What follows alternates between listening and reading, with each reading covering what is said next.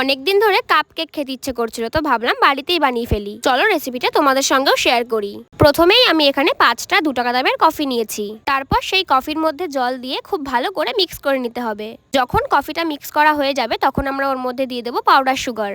তোমরা যেরকম মিষ্টি পছন্দ করো সেরকমই দেবে। আমি এখানে মিষ্টিটা একটু বেশিই দিয়েছিলাম। এবার এর মধ্যে দিতে হবে সাদা তেল। সবকিছু ভালো করে মিক্স করে এর মধ্যে দিয়ে দেবো ময়দা আর আমুলের গুঁড়ো দুধ। তারপর আমরা দুটো শুকনো উপকরণ খুব ভালো করে মিক্স করে নেব।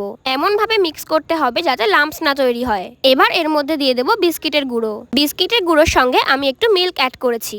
এবার এটাকেও খুব ভালো করে মিক্স করে নিতে হবে।